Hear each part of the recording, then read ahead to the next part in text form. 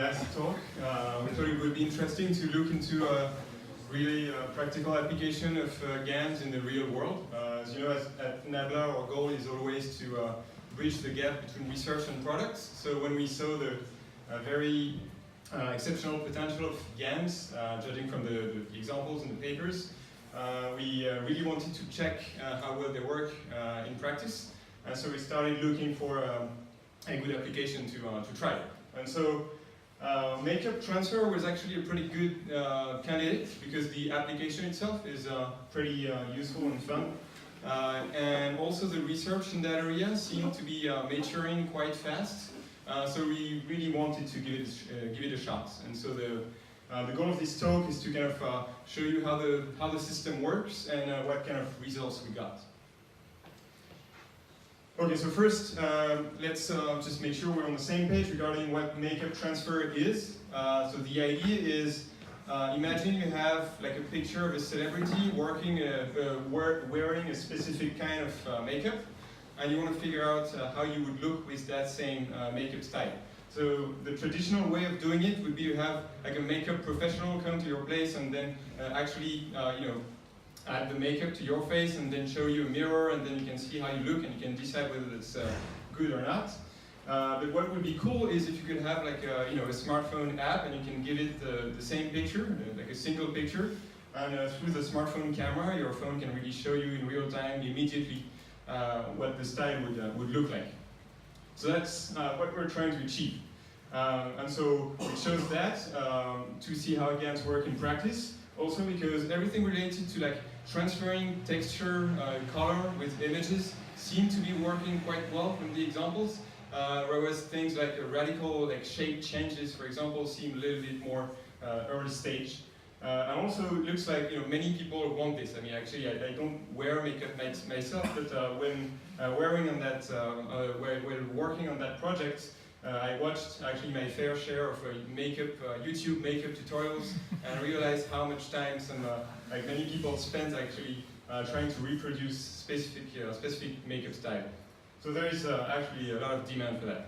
And also I should give credit where credit is due. A lot of the work that I'm going to present was actually done by Sijo, who is sitting here. So thank you, Sijo. So how do we do that? Well, we started from by reading the literature. There were a bunch of papers talking about that problem, a bunch of solutions presented recently. One paper we found interesting was published at CVPR 2018, so really like three months ago, very recent. And it's called paired cycle GAN. It's a way to transfer makeup that is pretty elegant, so we really wanted to try it, and the examples seem pretty good too. So first, I need to explain a little bit what's the basic principle behind the model. So as the name suggests, paired cycle GAN builds up on a previous kind of GAN called cycle GAN that was published a year ago at ICCV 2017. Cycle GAN solves a slightly different problem. The idea is you have two different image domains, for example, paintings and pictures. And what you want to do is being able to give like a painting to your generator and generate the corresponding photo that represents the exact same thing, same scene with the same point of view, but as a realistic picture instead of a painting. And you want to do the opposite operation, going from a photo to a painting. And this applies to a wide range of applications. You can go from a Monet painting to a Van Gogh painting, or replace the zebras in a picture with horses, and vice versa. You can imagine a lot of things. So in our case, of course, so first, the cool thing about cycle GAN is that you don't actually need pairs of images in your data set, and that's super important. Which means, for example, with photographs and paintings, you don't need to have pairs of images with a photo of a specific place and then a painting representing the exact same place from the same point of view. That would be very hard to get. Instead, you can just have two unrelated sets of pictures, one set representing a bunch of, one set of photos of places, and then one set of paintings. And cycle GAN is able to learn directly from that kind of data. So in our case, of course, we're interested in makeup, so one set would be a bunch of pictures with either no makeup or a neutral style of makeup, the kind of makeup that's supposed to be almost invisible, and then another set of pictures with more visible, more heavy makeup, with very visible lipstick and eyeliner and eyeshadows and so on. So the basic principle of cycle GAN is you're going to have not just one, but two GANs working in opposite directions. So you're going to have your two image domains, X and Y. You're going to have one generator that transforms images from domain X into images of domain Y, and one generator F that transforms images from domain Y into images of domain X. And you're going to have, as always with GANs, a discriminator for each generator. So this is what it would look like with images of like without makeup and images with makeup. So you could imagine just doing that and just training your cycle GAN like this. But of course, there is a key missing ingredient here. If you just do that, there is nothing that constrains the generator to actually generate a picture that represents the same person that you had at the beginning. Because we only use the signal from the discriminator dy, the only thing that we care about is to generate an image with makeup that looks realistic. We don't care actually about who is in there. So that's pretty bad, and we want to find a way to fix that. So the idea of the cycle GAN paper is pretty elegant and very simple.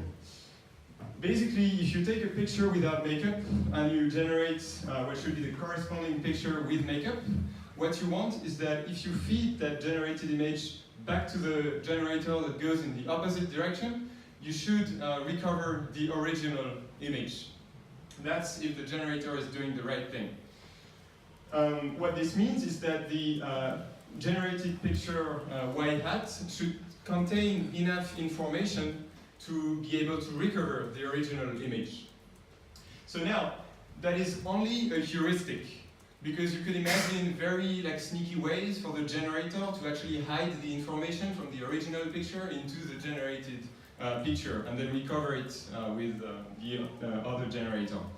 But in practice, what we observe when we train that kind of network is that, well, a simple way for the generator to keep the information from the original picture is to just, in the case of makeup, to just represent the same person. So it turns out that it works quite well, but it's really only a heuristic. And so what we're going to add is a loss term, which we call the cycle consistency loss, which compares the reconstructed picture to the original picture.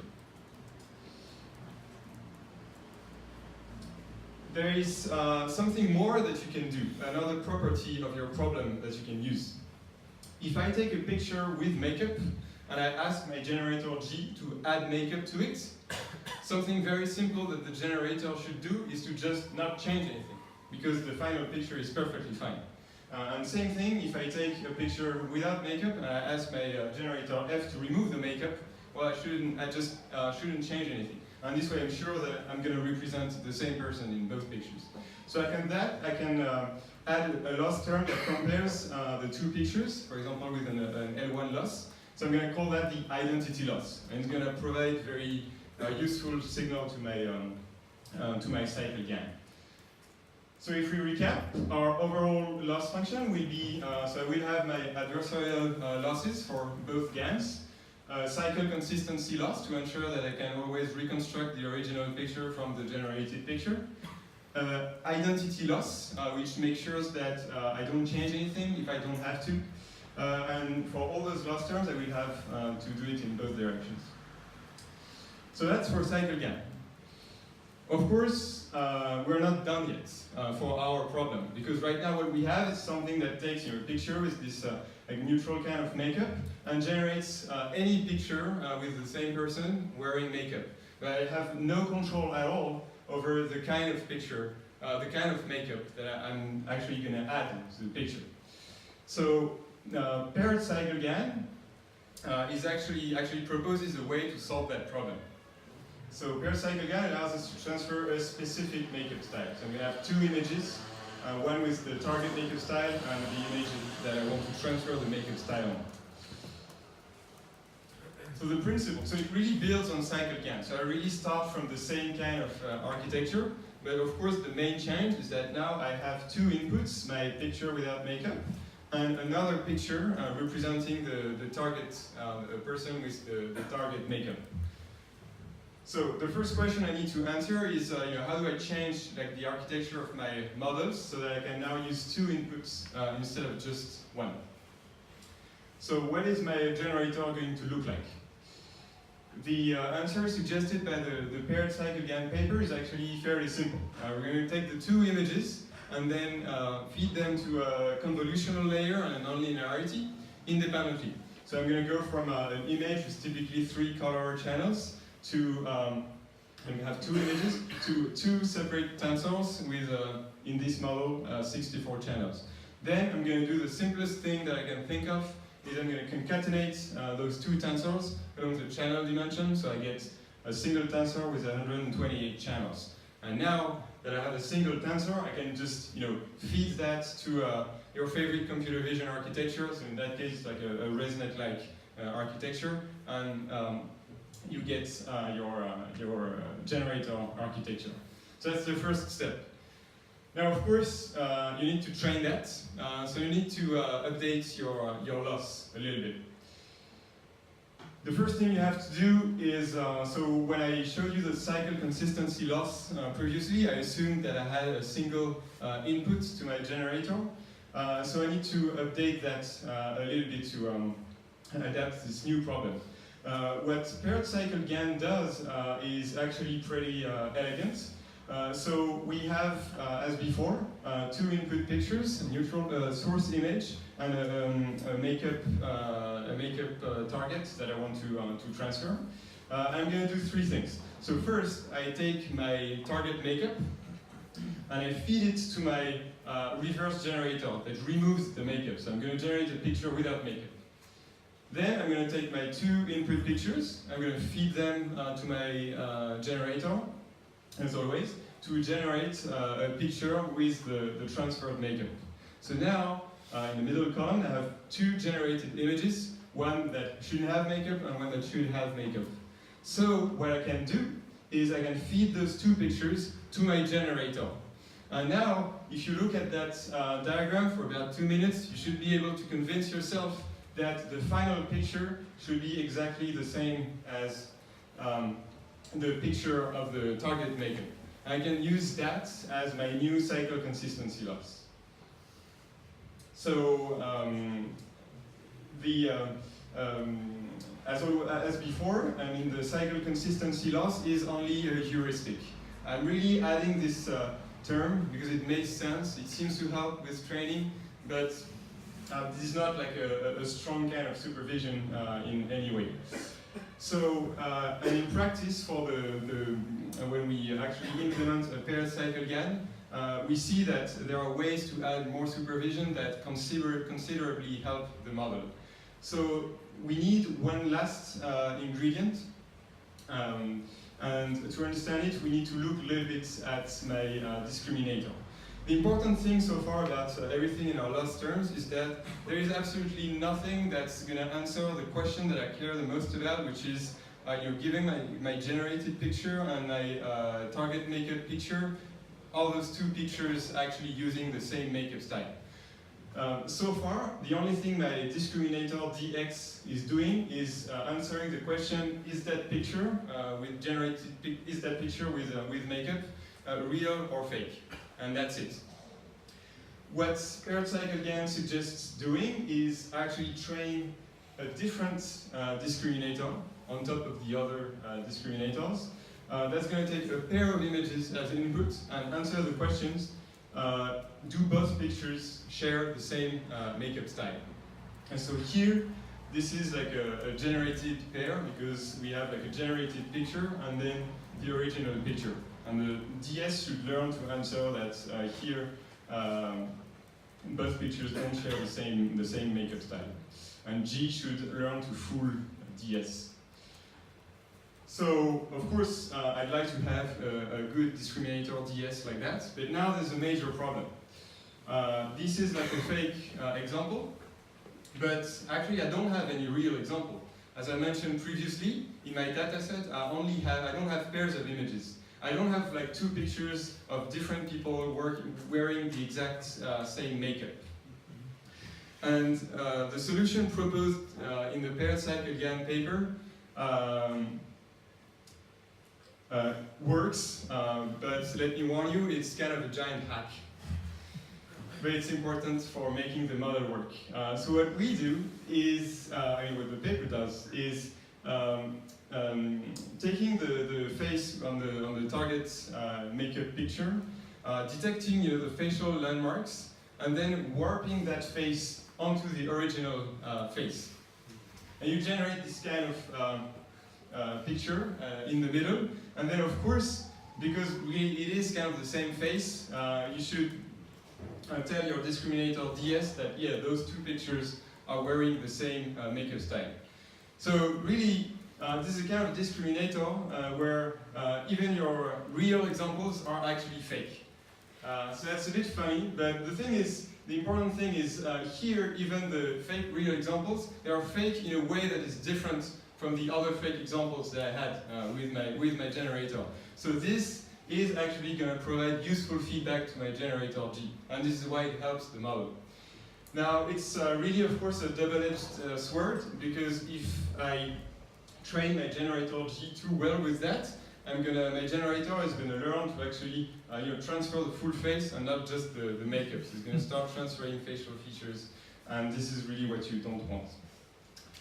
And so that was the last ingredient. So now our overall loss is, as before, our adversarial loss, our cycle consistency loss that we adapted to the new problem, our identity loss, which doesn't change, and finally this new style discriminator loss with what is called a synthetic ground truth. So our fake real examples. So that's for theory, and now so this is what happens in practice. So when we started working on this, so the first obstacle is that we had no data and we had no code. So the first thing we had to do is we had to collect a data set. So actually the paired cycle GAN paper proposes a method for collecting the makeup data that we found a little bit hard to reproduce actually. The idea was to look at makeup tutorials on YouTube and assume that at the beginning of the video you have, if you detect a face, most likely it doesn't have makeup, and at the end of the video, if you see a face, it probably has the full makeup. But in practice, it's not really true, because people will often start the tutorial by showing their face with the makeup, and then you will have lots of faces with intermediary makeup, and it's actually not super easy. But since we have this nice property that we don't need to have pairs of images in our dataset, what we did is just using simple search terms. We just got a bunch of images without makeup and a bunch of images with makeup. It's important to make sure that everyone is represented in your dataset, so all makeup styles, all types of ethnicities, male, female, and so on. Otherwise, there are many cases in which it's not going to work well. Another important thing to do is we actually cleaned up the data manually to make sure that the pictures were high quality and fell in the right bucket. So in the end, we got around 20,000 images. Which actually looks like it's 10 times more than in the paper. And then for the code and training, so we implemented this in PyTorch. We used a single GPU, and we trained that for about a week. Now, of course, we had to train many models, so we had to use more GPUs than that and train for 2 months, because we had to try many times and improve the model over time. Now, of course, there were a few engineering technical challenges to solve along the way. This is one thing that I didn't talk about so far, but it's actually in the paper, and you may miss it if you read the paper quickly the first time. If you try to train a model on the full face, it will do something, but it will not work too well, and there's something that really improves the model a lot. Again, it's a bit of a hack. You do basic face segmentation, and you train separate models for the eyes, the mouth, and the skin. And then you apply all your generators independently, and you blend all the parts of the picture back together, and you hope that everything blends well. Not always the case. Another challenge that we had, so I mentioned very lightly that you have to do some face warping, so it's a bit, actually it's an interesting problem. It turned out to be important because we really realized that whenever we improved our face warping, it would improve the performance of the model significantly. And so you have to combine a few things. It's really like computer vision from like 10 or 15 years ago with detecting face landmarks and doing triangulation and affine transforms and Poisson blending and this kind of stuff. By the end, we actually got pretty nice results. This could be a pretty cool standalone application. Basically, we have like a pretty cool face swapping technology now. And one last, so this is like the landmark detection. One last thing that needs to be taken care of is you have a fairly complex loss function with a bunch of loss terms. So now you have to decide how much weight you're going to give to each of those loss terms. And those weights can even change during training. So for example, something you may want to do is at first you give more weight to your adversarial loss to first teach your network to generate realistic pictures. And then you're going to start giving more weight to your style discriminator and cycle consistency losses. So now I think it's a good time for demo. So I'm gonna run it on an actual GPU with a real model. So I just want to show you a few examples of what we get. Let's see pictures. Okay. So we're gonna take a source picture like this, and then where is it? We're going to take this picture. This is my source picture, and this is my target maker. So let's look at what I get. So it works. Okay. So here we can see that the result is actually not too bad. There are a lot of good things here. The style of the lipstick is pretty good.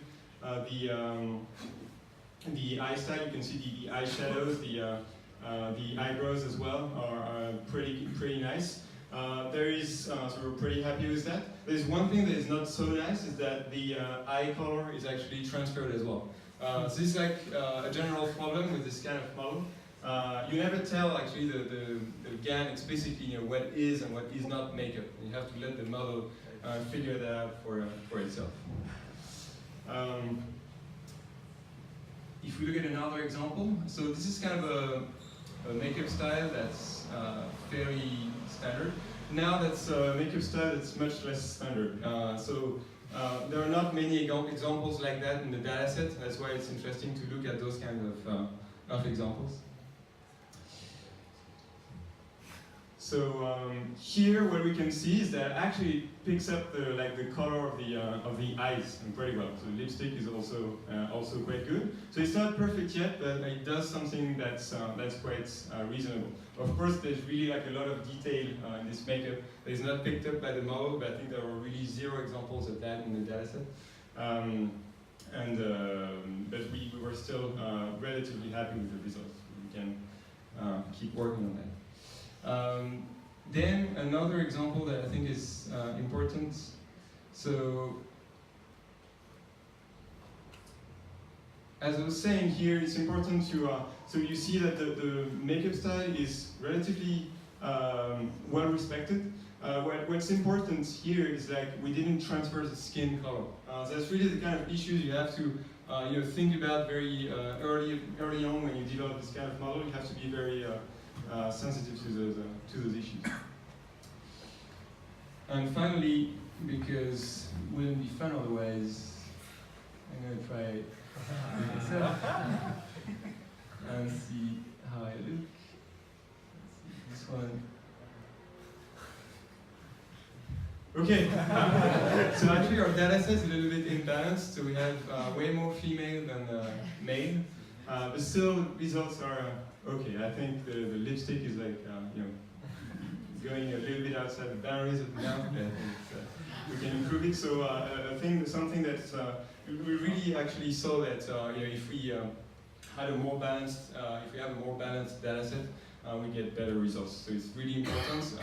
It's nice to be working on the model and making improvements, but then you need to not forget to go back to always to your data sets because that often causes good improvements. So just some final thoughts. So we were actually, given that this is all, we don't have any aligned, we don't have like pairs of data, we were actually pretty happy with the results. If we had like more budget on that, we would actually probably try to get pairs of data, and we would probably get it really make it easier for the model to train. We wish the architecture of the model could be a little bit simpler, so we hope that the research in the coming years or even months is going to be able to simplify the model a bit. And we identified some actually interesting problems, like the one I mentioned before, which is how do we teach the model to make the difference between what is makeup and what is face features. So that's the kind of thing we're really excited to be working on at Nabla, and we think it's going to be, we intend to work on that to really turn this kind of early tech preview into the really like mind-blowing experience that it could be. So thanks. I think